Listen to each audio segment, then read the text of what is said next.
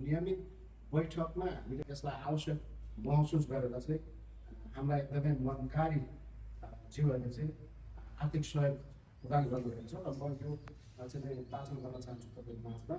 सर्वप्रथम राजन श्रेष्ठज्यू हुनुहुन्छ, उहाँ चाहिँ उहाँको पूर्वाञ्चलमै बिआरएस टायर सप्लायर्स गर्नुहुन्छ र एकदमै पूर्वाञ्चलमा एकदमै अलिएको एकदमै राम्रो व्यवसाय छ उहाँको।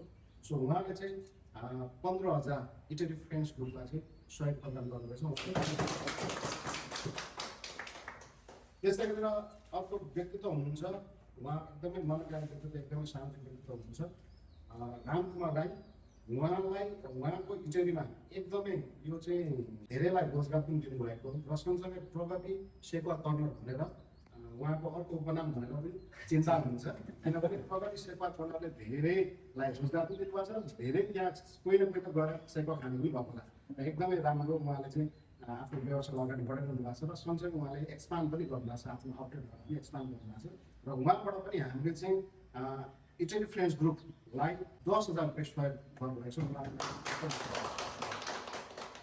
त्यस्तै गरेर अर्का सामाजिक व्यक्तित्व हुन्छ प्रदीप अधिकारीज्यू, उहाँले पनि 5,000 रुपियाँ सहयोग गर्नुपर्छ, उहाँलाई पनि फ्रिज बेच्नु। त्यस्तै गरेर अर्का व्यवसायिक सामाजिक व्यक्तित्व हुन्छ देवराज नाथज्यू, उहाँले पनि 5,000 रुपियाँ सहयोग गर्नुपर्छ, उहाँलाई पनि। त्यस्तै गरेर अर्का व्यवसायिक सामाजिक व्यक्तित्व हुनुहुन्छ राजु लिम्बुज्यू, उहाँले पनि 5,000 सहयोग प्रदान गर्नुपर्छ, उहाँलाई। त्यस्तै गरेर अलितकाम म्यान पावर जसको प्रोपाइटर प्रकाश भुजेल हुनुहुन्छ, उहाँले पनि 5,000 रुपियाँ सहयोग गर्नुपर्छ, उहाँको लागि।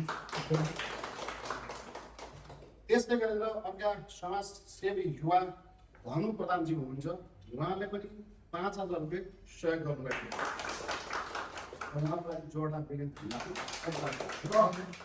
यसरी नै हाम्रै ग्रुपबाट चाहिँ हाम्रो संस्थालाई चाहिँ मजबुत गरिलो र अगाडि बढाउनुपर्छ भन्ने उद्देश्यका साथ हामी युनाइटेड हुँदै यसरी काँधमा काँध होइन घर खबरमा हरेक कुरामा काँधमा काँध साथमा साथ अगाडि बढ्नको लागि यो एउटा प्रेरित हो र यो एउटा ऊर्जा पनि हो र निकट भविष्यमै हामीले चाहिँ सहकार्य गरेर सहयोग गरेर कसरी हुन्छ यसको केही ड्राफ्टहरू हामी बनाउँछौँ। अनि त्यो ड्राफ्टहरू फेरि लिएर हामी छलफल गर्छौँ, त्यसमा के छाटकाट गर्नुपर्ने, के थप्नुपर्ने, के कुराहरू गर्नुपर्ने, अनि त्यस पछाडि हामी चाहिँ दर्ताको प्रक्रियामा हामी अगाडि बढ्नेछौँ। मैले यही तपाईँलाई सूचना गराएँ। Thank you so much.